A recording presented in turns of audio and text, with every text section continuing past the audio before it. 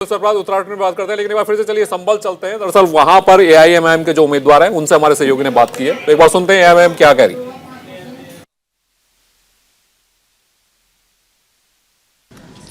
संभल विधानसभा में इस वक्त हम मौजूद हैं और हमारे साथ खुद एआईएमआईएम के उम्मीदवार मुशीर तरीन जी हैं। मुशीर जी, इस बार संभल की जनता क्या कह रही है और इस बार क्या चुनावी मुद्दे यहाँ के रहने वाले हैं?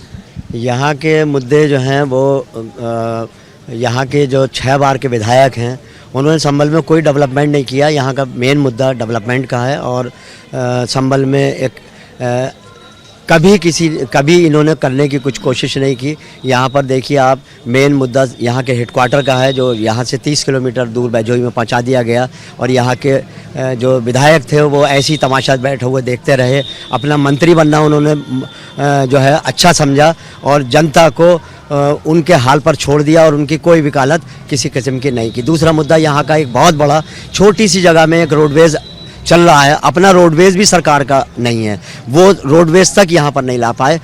अगर महिलाएं बच्चे खड़े उन्हें कहीं जाना होता है तो वो पानी में घुटनों पानी में खड़े रहते हैं और उनके ऊपर जो है बारिश ऐसी होती रहती है। इसके अलावा यहाँ का एजुकेशन का मुद्दा बहुत बड़ा मुद्दा है। यहाँ के लोग जो है उत्तर प्रदेश में सबसे कम एजुकेशन जो है वो संभल की है और यहाँ पर ना कोई यूनिवर्सिटी है, ना यहाँ पर 50 साल के अंदर कोई डिग्री कॉलेज नहीं बना। एक डिग्री कॉलेज बना, वो भी हम लोगों ने ज़मीन दी, हम लोगों ने कहकर बनवाया, लेकिन यहाँ के विधायक ने अभी तक ना इंटर कॉलेज, ना डिग्री कॉलेज, ना ही कोई यूनिवर्सिटी यहाँ पर बनवाई। मुशीर साहब, अगर हम संभल विधानसभा की बात करें तो यहाँ पर 75% से ज़्यादा मुस्लिम समुदाय के लोग रहते हैं, लेकिन समाजवादी पार्टी और बीजेपी लगातार ये कह रही है कि ओवैसी साहब की सभा में जो भीड़ आती है, क्या वो वोट में कभी तब्दील हो पाएगी? नहीं, देखिए मैं तो अपने यहाँ का बताऊंगा, संभल का। मेरे यहाँ पर जितनी भी भीड़ पिछली बार आई, 61,000 वोट एआईएमआईएम ने लिए और इस बार जो है वो भीड़ और ज़्यादा बढ़ी और आप देखिए आंधी सी चल रही है, लोग जो हैं वो ज़बरदस्त तरीके से पतंग उड़ा रहे हैं और चारों तरफ से इतना अच्छा रेस्पॉन्स आ रहा है। मैं अपील करता हूँ कि लोग जो हैं वो देखें और अपने जो सच्चे और ईमानदार नेता हैं उनको चुने, हक की लड़ाई लड़ने वालों का साथ दें। मुझे उम्मीद है कि सच्चाई का साथ देंगे और हक का साथ देंगे और यहाँ के जो मुद्दे हैं, जो लोग जानते हैं, अच्छी तरह जानते हैं कि जिन लोगों ने, जो लोग सियासत में कभी नहीं रहे, वो लोग संभल को इतना दे चुके कि जो 20-30 साल में वो लोग नहीं दे पाए। मेरा इंशाल्लाह उन लोगों से ये वायदा है कि मैं जब अगर मैं बनता हूँ, विधायक बनता हूँ, तो जो काम 30 साल में पुराने विधायक नहीं कर पाए वो 5 साल में मैं कर दिखा। आखिरी सवाल होगा, आपको लगता है, क्योंकि जो बीजेपी है वो लगातार यूपी के अंदर कानून व्यवस्था और विकास पर वोट मांग रही है, जबकि समाजवादी पार्टी कह रही है कि हम बदलाव करना चाह रहे हैं, आपको लगता है कि पिछले 5 साल में लॉ एंड ऑर्डर की स्थिति खासतौर पर संभल के अंदर सुधरी है? कुछ नहीं, कोई नहीं। यहाँ पर बहुत अच्छे तरीके से, ज़बरदस्त तरीके से जो है आप देखिए कि रिश्वतखोरी जम के चल रही है। फ़र्क इतना हो गया कि पहले अगर 1,000 रुपये में काम हुआ करता था, 5,000 में हो रहा है।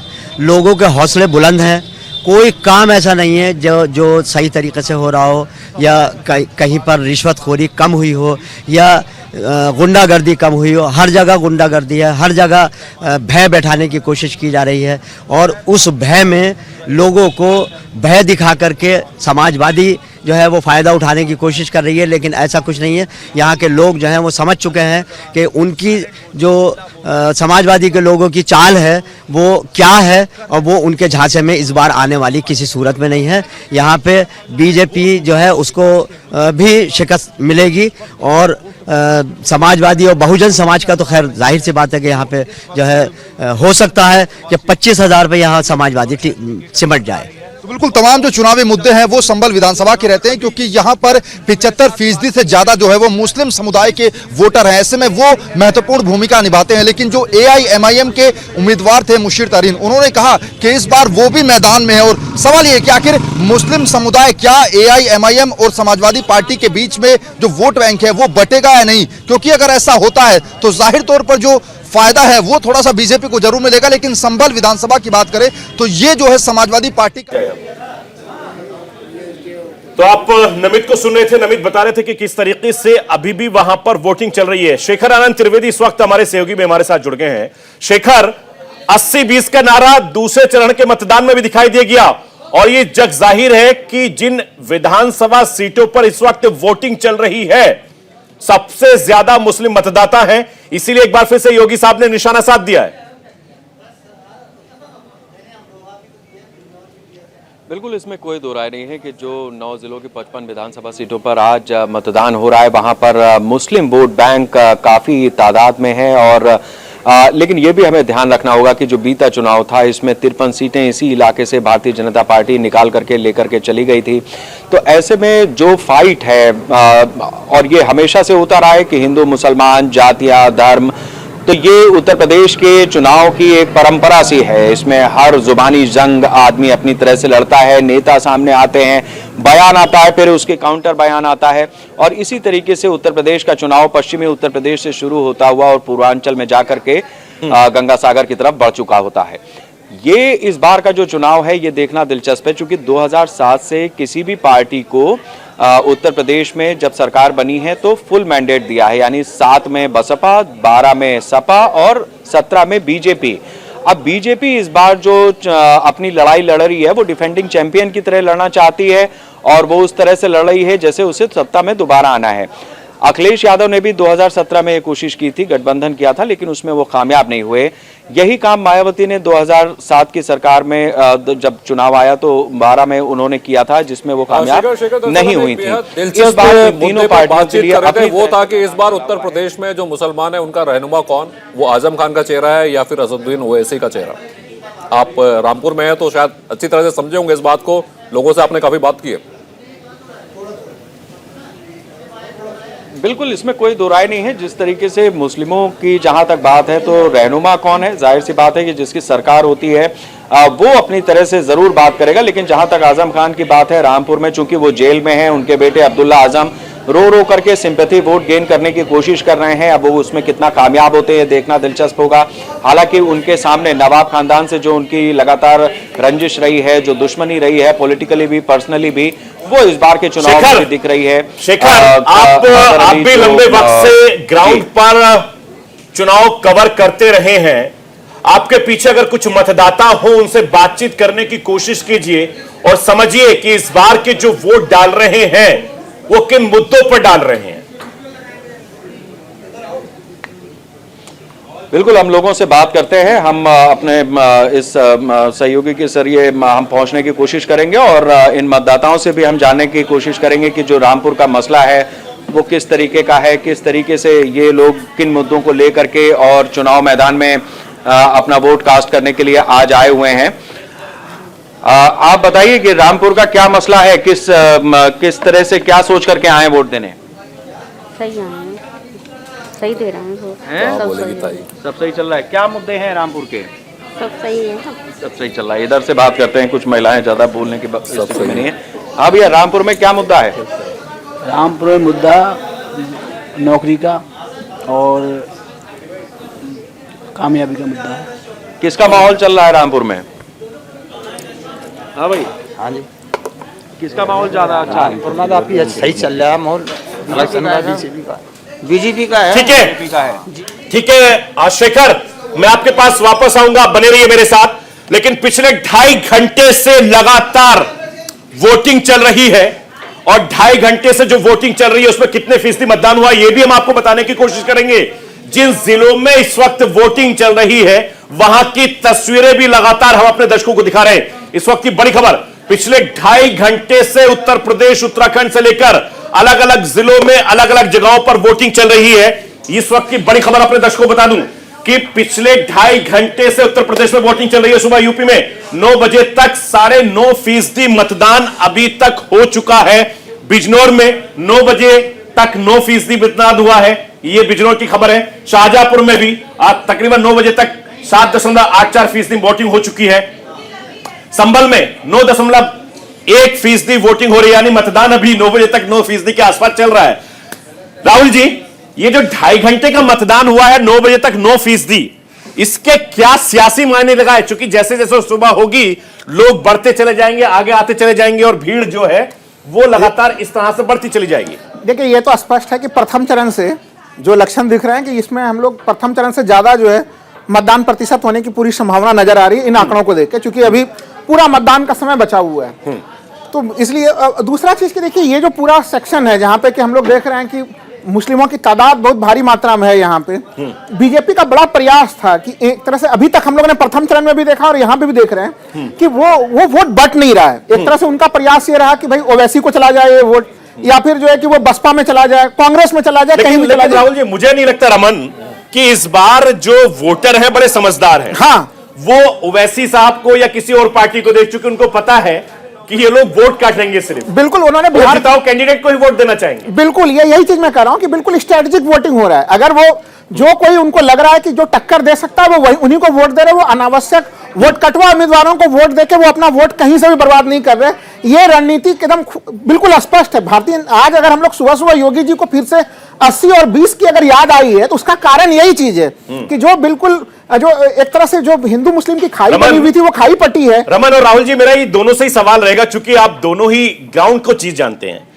जो जिस तरीके का बयान चुनाव से पहले आया 80-20 का, एक तो इसके सियासी मायने बहुत है और दूसरा जिस वोट कटफुए पार्टी का हम जिक्र कर रहे हैं, क्या आपको लगता है कि लोग इतने समझदार हैं कि वो अपना वोट बर्बाद करेंगे? दरअसल स्टैफी, हम इस बात को जरूर जानना चाहेंगे। यहाँ पर मैं लगातार पश्चिम बंगाल का चुनाव भी कवर कर रहे थे और जब हम उन जगहों पर गए जो कि सिलीगुड़ी से सटा हुआ इलाका था, जहाँ पे किशनगंज में गए जहाँ पर असदुद्दीन ओवैसी ने अपनी कोशिश की थी खोलने की, वहां से वो पिछले चुनाव में जीते भी हैं। तो वहां जब असदुद्दीन ओवैसी रैली करते थे तो वहां नारे लगते थे, आया आया शेर आया, आया शेर आया। तो जब असदुद्दीन ओवैसी जाते हैं तो पूरा एक ऑरा क्रिएट वो करते हैं। असदुद्दीन ओवैसी जब जाते हैं तो मुस्लिम चेहरा बनकर जाते हैं। तो ऐसे में जो युवा होता है या फिर जो ऐसा वोटर होता है जिसको अपना आइडियल चाहिए, जो चाहता है कि उसको एक चेहरा मिले जिसको वो फॉलो कर सके, तो ऐसे वोटर पर ओवैसी हमेशा प्रभाव डालते हैं। और मुझे लगता है कि ऐसे वोटर पर उन्होंने इस बार भी चुनाव में प्रभाव डाला होगा, क्योंकि इस बार भी आपने देखा है राहुल जी, इसी तरह की रैलियां हुई हैं। और राहुल जी देखिए, एक बड़ी बात है, इसमें कोई शक नहीं है कि असदुद्दीन ओवैसी पढ़े लिखे नेता हैं, सांसद हैं, लगातार जीत रहे हैं और उनकी हर मामलों में बड़ी अच्छी पकड़ है। क्योंकि जब वो बात करते हैं, कानून के जानकार है, तो जाहिर बात है कि वो कानून के लिहाज से बात करते हैं। और आपको मालूम होगा कि ड्राफ्टिंग एक ऐसी चीज होती है कि लिखतम के आगे बख्तम नहीं चलता। और इसीलिए असदुद्दीन ओवैसी को उनके लोग पसंद करते हैं, लेकिन भाषणों तक। लेकिन वोट के मामले में जब हैदराबाद से बाहर निकलते हैं तो फायदा नहीं होता। बिहार में जरूर फायदा हुआ था मुझे और रमन, चूंकि लगातार हम बंगाल चुनाव में भी कवर करते रहे और देश में जितने चुनाव होते हैं हम कवर करते रहते हैं, लेकिन उसका दूसरी जगहों पर फायदा नहीं मिलता है। राहुल जी देखिए सैफी साहब, 2-3 चीजें मैं बड़ा स्पष्ट कहूंगा। देखिए वो जो ओवैसी साहब जो भी संबोधन करते हैं, जो आपने कहा कि आप देखिए वो संविधान के अनुच्छेदों को लेकर चलते हैं, हमेशा जो बात करते हैं वो काफी लॉजिकल ढंग से करते हैं। ऐसे स्थिति में जो युवा वर्ग है वो जरूर आकर्षित होता है। और हम लोगों ने बिहार में देखा था कि जो जैसे जैसे जो फर्स्ट टाइम वोटर थे या अन्य युवा थे 33-35 तक, वहां तक उनका प्रभाव था, बाद में नहीं था। लेकिन कहीं न कहीं धीरे धीरे बिहार के घटनाक्रम को देख के ये चीजें जरूर वर्ग में स्पष्ट हुआ कि वो उनका रोल क्या रहा है। ठीक है, वो 5 विधानसभा सीटों को लेके आए, लेकिन कहीं न कहीं जो बीजेपी है उसके लिए रास्ता काफी आसान कर दिया। यहाँ पे अगर देखिए, मैंने कई युवाओं से बातचीत की जो पहले पतंग को लेकर काफी उत्साहित थे, बाद में जब वो गोलीकांड का घटना घटा तो उन युवाओं को लगने लगा ये चीज कि ये कहीं न कहीं इस तरह की घटनाएं जो है। राहुल जी गोलीकांड पे आना चाहता था, चूंकि रमन ने और मैंने लंबे समय तक क्राइम कवर किया। रमन, जिस अंदाज में जिस फिल्म स्टाइल में वहां पर गोली चली, गोली नीचे मारी गई, जाहिर सी बात है कि वोटरों को इधर उधर तितर बितर करने की कोशिश की गई थी। क्या वो पार्टियां कामयाब हो पाएंगी? देखो सभी, जिस तरह से पूरा का पूरा चुनाव चलता है, वो भी उत्तर प्रदेश का चुनाव हो और इस तरह की चीजें ना हो तो लगता नहीं कि चुनाव चल रहा है। अब इसके तमाम चीजें हो सकती हैं, हालांकि उन्होंने उसके बाद जो सिक्योरिटी थी उसे लेने से भी मना कर दिया। लेकिन जो मतदाता है उसमें एक बहुत बड़ा वर्ग ऐसा होता है कि जो कि इन सब चीजों से उन पर असर पड़ता है, तो उस बात से आप इनकार नहीं कर सकते। तो देखना यही होगा कि जो ओवैसी साहब हैं कितना असर वहां डाल पाए हैं। और अगर पिछले चुनावों की परफॉर्मेंस की बात करें, पिछली सारी चीजों की बात करें, तो कागज पर अभी बीजेपी सबसे ऊपर नजर आ रही है और पूरी कोशिश भी उन्होंने की। रमन इस वक्त हमारे सहयोगी में हमारे साथ जुड़ गए हैं, उनका भी रुख कर लेते हैं। ये जिस तरीके की तस्वीरें हम अपने दर्शकों को दिखा रहे हैं, जरा तस्वीरें देखिए। चूंकि उत्तराखंड में भी इस समय अब वोटिंग चल रही है। रमन, ये तीनों सहयोगी हैं। शेखर के पास हम गए थे, शेखर ने हमें रामपुर की तस्वीरें दिखा दी हैं। उत्तराखंड की क्या वोटिंग की तस्वीर चल रही है, जरा बताइए रोहित। जी देखिए सरफराज जी, यहाँ पर अगर मतदान की बात करें तो उत्तराखंड में चुनाव आयोग ने मतदान के समय को लेकर बदलाव किया है। यहाँ पर 8 बजे से लेकर शाम 6 बजे तक मतदान प्रक्रिया रहेगी और सुबह से ही यहाँ पर बल्क में लोग आ रहे हैं और अपने मताधिकार का प्रयोग कर रहे हैं। जो पीठासीन अधिकारी हैं उनके द्वारा और तमाम जो लोग हैं जो जिनकी मतदान में रोहित जरा तस्वीरें भी दिखाइए और प्रोटोकॉल की बात करिए। रमन, ये जो तस्वीरें हम देख रहे हैं ग्लव्स के जरिए, ये ऐसी तस्वीरें हमने पहले भी देखी है कि जब लोग वोटिंग करने के लिए जा रहे हैं। रोहित जरा तस्वीरें दिखाइए, बाकायदा कोविड प्रोटोकॉल का इस्तेमाल हो रहा है, ग्लव्स पहने जा रहे हैं, सैनिटाइजर किए जा रहे हैं, उसके बाद मतदान अंदर जा रहे हैं। जरा तस्वीरें दिखाते रहिए और अपनी बात कहते रहिए। बिल्कुल बिल्कुल बिल्कुल सरफराज जी, हम तस्वीरें दिखाएंगे कि किस तरह से यहाँ पर कोविड के नियमों का पालन किया जा रहा है। मैं अपने कैमरा पर्सन राहुल से कहूंगा कि कैमरे को ट्राइपॉड से निकालें और मेरे साथ आए।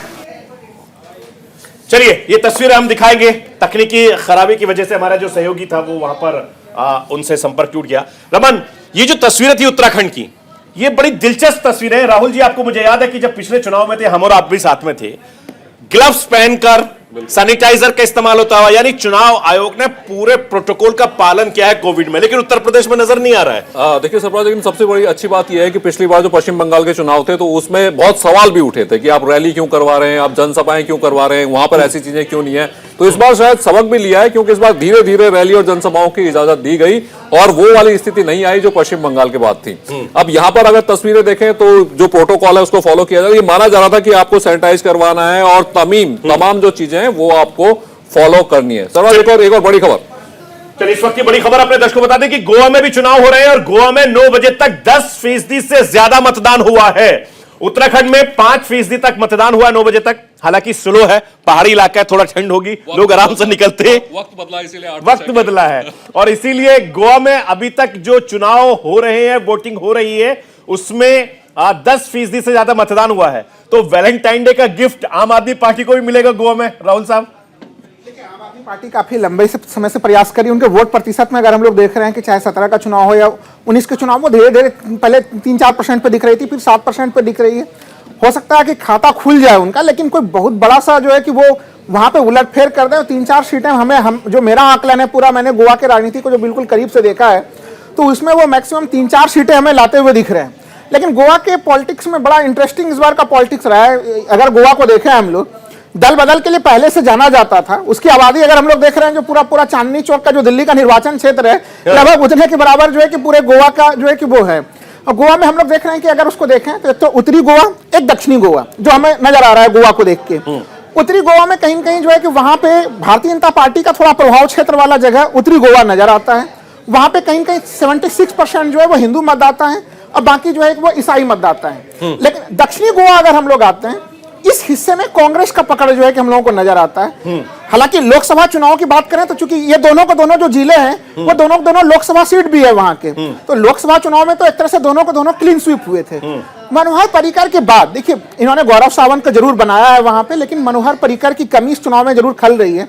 एक इंटरेस्टिंग चीज की, अगर भारतीय जनता पार्टी को अगर हम लोग देखते हैं, जिस तरह से उत्तर भारत में या अन्य जगह पे वो उग्र हिंदुत्व या हिंदुत्व के एजेंडे को लेकर चलती है, गोवा में उनकी तस्वीर काफी अलग नजर आती है। गोवा में वो कहीं न कहीं एक तरह से चर्च के साथ वो मिले हुए आते हैं। पिछले साल अगर हम लोग देखें, जो पिछले चुनाव में उनको 13 सीटें थी, उसमें से इंटरेस्टिंग 7 जो है उनके जो एमएलए थे वो क्रिश्चियन थे, उसमें से कई सारे पोप भी थे उसमें। दरअसल राहुल जी, बात ये है कि ये वाजपेयी जी वाली बीजेपी नहीं है, ये बदली हुई बीजेपी है और इनके लिए जीत सबसे मायने रखती है। और रमन, आपको याद होगा, मुझे तो याद है कि साल 2013 में जब गोवा अधिवेशन हुआ था, राजनाथ सिंह उस समय बीजेपी के अध्यक्ष हुआ करते थे और उस समय देश के प्रधानमंत्री मोदी साहब जो भी प्रधानमंत्री है, उस समय मुख्यमंत्री हुआ करते थे गुजरात के, उनको चुनाव समिति का अध्यक्ष के तौर पर उनकी पहली रैली जयपुर में हुई थी, राजस्थान में हुई थी और वहां से उन्होंने शुरुआत करी थी। यानी जो नरेंद्र मोदी की जो नींव थी प्रधानमंत्री बनने तक की, उसकी नींव गोवा में रखी गई थी। और यह बात जग जाहिर है कि नरेंद्र मोदी साहब के और मनोहर पर्रिकर के जो रिश्ते थे वो बड़े जबरदस्त थे, लेकिन उनके बेटे को टिकट नहीं मिला, उनकी नाराजगी भी जग जाहिर है।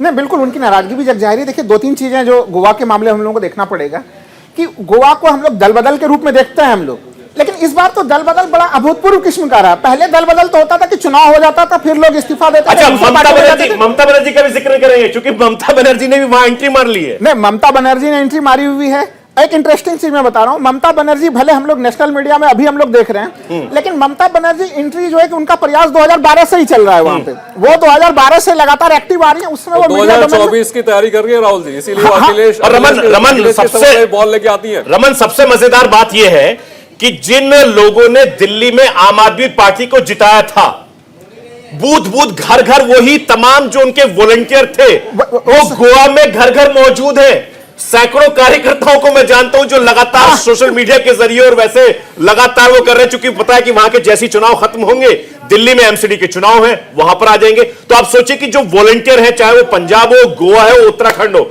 उन्होंने पूरी तरीके से पैर पसार लिए हैं और आने वाले वक्त में इसका फायदा आम आदमी पार्टी को होगा। नहीं, बिल्कुल होगा। देखिए, दो तीन चीजें मैं देख रहा हूं कि आम आदमी पार्टी का जैसे आप अलग अलग, वो 14 से चुनाव लड़ रहे हैं वो गोवा में, तो उस समय लगभग 1-1.5% उन्होंने जो है कि वोट पाया था। लेकिन अगर फिर 17 के इलेक्शन में आप देखिए तो वो लगभग वो 1.5% से बढ़कर 4% पे आते हैं।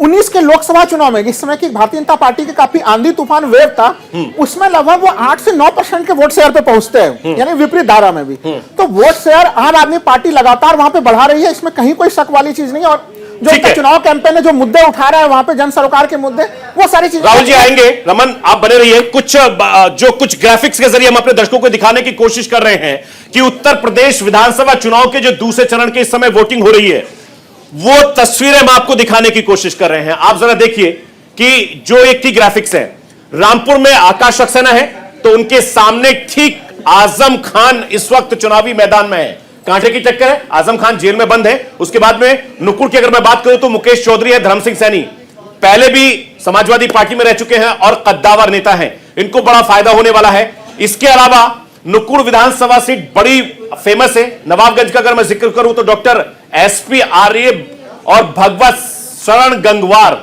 ये नवाबगंज से फाइट बहुत मजबूत होती यहां पर दिखाई दे रही है दोनों की बात। इसके अलावा नौगावा सादात में देवेंद्र नागपाल है जो पूर्व सांसद रहे हैं। इसके अलावा समाजवादी पार्टी की तरफ से समरपाल सिंह है जो यहां से पहले भी विधायक रह चुके हैं। बड़ा दिलचस्प मुकाबला है, क्योंकि यहां पर चेतन चौहान हुआ करते थे, लेकिन कोरोना में उनकी डेथ हो गई। धामपुर की बात करूं, अशोक कुमार राणा बीजेपी से है, नईमुल हसन समाजवादी पार्टी से है। धामपुर चूंकि समाजवादी पार्टी का गढ़ रहा है, कांटे की टक्कर है, जबरदस्त मुकाबला इस समय चल रहा है। इसके अलावा अगर मैं बात करूं दूसरे जिलों में भी, तो कमोवेश यही हाल है। उत्तर प्रदेश के दूसरे चरण में जिन जिन जगहों पर वोटिंग हो रही है, बड़ा जबरदस्त इस समय मुकाबला चल रहा है। और यही तस्वीर अलग अलग जगहों की हम अपने दर्शकों को दिखाने की कोशिश भी करते रहेंगे। रमन, जो तस्वीरें हम अपने दर्शकों को दिखा रहे हैं दूसरे चरण की, हम गोवा का जिक्र कर रहे थे राहुल जी, गोवा के बाद उत्तराखंड का जिक्र करना बड़ा दिलचस्प हो जाता है, क्योंकि पहाड़ है, पहाड़ से रमन भी आते हैं और पहाड़ के जो वोटर हैं बड़े साइलेंट वोटर होते हैं। अपने जितने वहां के मिनिस्टर, जितने नेता, जितने विधायक, उनको पता भी नहीं होता कि हमारे सांसद में, हमारे विधायक में कितनी नियमावली है, कितनी योजनाएं हैं। उत्तराखंड के वोटरों को सब कुछ मालूम होता है कि साहब हमारे लिए सरकार ने क्या कुछ कहा है और हमारे पास क्या चीज आ रही है। रमन, देखिए बिल्कुल वो 70 विधानसभा है सरफराज, और सबसे बड़ी बात यह है कि जीत हार का जो मार्जिन होता है वो बेहद कम होता है। मतलब आपको लगता है कि 1000 और 1500 जो वोट है उसमें जीत और हार का फैसला हो जाता है। और इस बार बेहद भयंकर घमासान मचा हुआ है, क्योंकि यहाँ भी वही जिस तरह से राहुल जी बात कर रहे थे, दल बदल की बात है, वो यहाँ भी थी। संजीव आर्या और उनके पिता जो है यशपाल आर्या कांग्रेस में थे, बीजेपी में आ गए हैं। हरक सिंह रावत बीजेपी में थे, अब वो कांग्रेस में चले गए, अपनी बहू के लिए उन्होंने टिकट मांग लिया है। जो किशोर रावत थे वो कांग्रेस से बीजेपी में आ गए हैं। तो ये तमाम जो दल बदल हुई है वो बहुत ज्यादा हुई है। और इस बार का जो चुनाव है उत्तराखंड का बेहद दिलचस्प होने वाला है, क्योंकि भारतीय जनता पार्टी की कोशिश यही होगी कि इतिहास बदला जाए। जैसे कि एक बार बीजेपी, एक बार कांग्रेस, इस बार उनकी ताकत इसी बात की लगाई जा रही है कि इतिहास न दोहराया जाए, नया इतिहास लिखा जाए। बिल्कुल, इतिहास ना दोहराया जाए, इतिहास फिर से लिखा जाए। और यही वजह है कि विधानसभा चुनाव को लेकर, यानी सहारनपुर में 10% मतदान हो चुका है और बिजनौर में 9% मतदान हो चुका है, मुरादाबाद में इस समय 7% मतदान हो चुका है, संभल में 10% मतदान हो चुका है, शाहजहांपुर में 8% मतदान हो चुका है। यह उत्तर प्रदेश के जिन जिलों में इस वक्त वोटिंग चल रही है वहां के फीसदी दिखा रहा हूं। 9 बजे तक का यह डेटा है। 10%, 9%, 7%, 10%, 8%। इन तमाम जिलों में लगातार वोटिंग हो रही है और वोटिंग का जैसे जैसे धूप निकलती जाएगी, ठंड कम होती जाएगी, मौसम खुशगवार होता जाएगा, वैलेंटाइन डे के दिन वोटर अपने किस कैंडिडेट पर प्यार बरसाते हैं उसकी हर तस्वीर, हर खबर सबसे पहले न्यूज इंडिया आप तक पहुंचाता रहेगा।